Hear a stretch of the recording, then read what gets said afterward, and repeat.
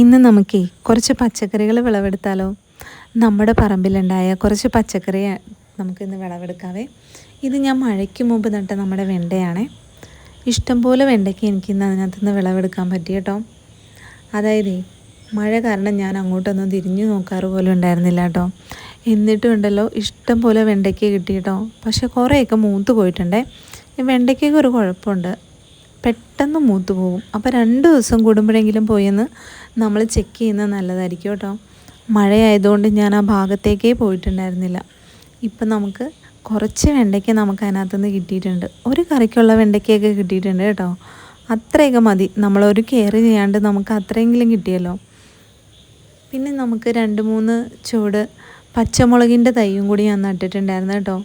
അത്യാവശ്യം നല്ല കാടൊക്കെ കയറി ഒന്നും നോക്കാണ്ടൊക്കെ നിൽക്കുന്നൊരു പച്ചമുളകാണെങ്കിൽ പോലും ഉണ്ടല്ലോ, നമുക്കതിനകത്തുനിന്ന് അത്യാവശ്യം വിളവെടുക്കാൻ പറ്റി. കുറേ പച്ചമുളക് നമുക്ക് അതിനകത്തുനിന്ന് കിട്ടിയിട്ടുണ്ട് കേട്ടോ. ഇത് നോക്ക്, മഴയൊക്കെ കയറി നല്ല വെള്ളമൊക്കെ ആയിട്ടിരിക്കുകയാണ്. എങ്കിലും പാവം ഇത്രയും പച്ചമുളകൊക്കെ നമുക്ക് അതിനകത്തുനിന്ന് കിട്ടിയിട്ടുണ്ട്. കണ്ടോ, ഇഷ്ടംപോലെ പച്ചമുളകും കിട്ടിയിട്ടുണ്ട്. നല്ല വലിപ്പമുള്ള പച്ചമുളകാണ്, നല്ല എരിവുള്ള പച്ചമുളകും കൂടിയാണ് കേട്ടോ. നാടൻ പച്ചമുളകാണ്, എങ്കിലും നമുക്ക് ഇഷ്ടം പോലെ പച്ചമുളകും കിട്ടിയിട്ടുണ്ട്. കണ്ടോ, ഇത്രയും പച്ചമുളക് നമുക്ക് അതിനകത്തുനിന്ന് വിളവെടുക്കാൻ പറ്റി. പിന്നെ കുറച്ച് കോവലും കൂടി നമുക്ക് കിട്ടി കേട്ടോ. തനിയെ പിടിച്ചു വന്ന കോവലാണേ. അതിനകത്തുനിന്ന് നമുക്കിതാ ഇത്രയും കോവയ്ക്കയും കൂടി കിട്ടിയിട്ടുണ്ട്.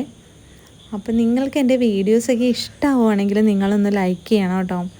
നിങ്ങൾക്ക് ഇങ്ങനെയുള്ള വീഡിയോസൊക്കെ ഇഷ്ടമാവുകയാണെങ്കിൽ നിങ്ങൾ സബ്സ്ക്രൈബും കൂടി ഒന്ന് ചെയ്യണേ. കണ്ടോ, ഇത്രയും പച്ചമുളകും പച്ചക്കറികളും നമുക്ക് അതിനകത്തുനിന്ന് കിട്ടിയിട്ടുണ്ട് കേട്ടോ.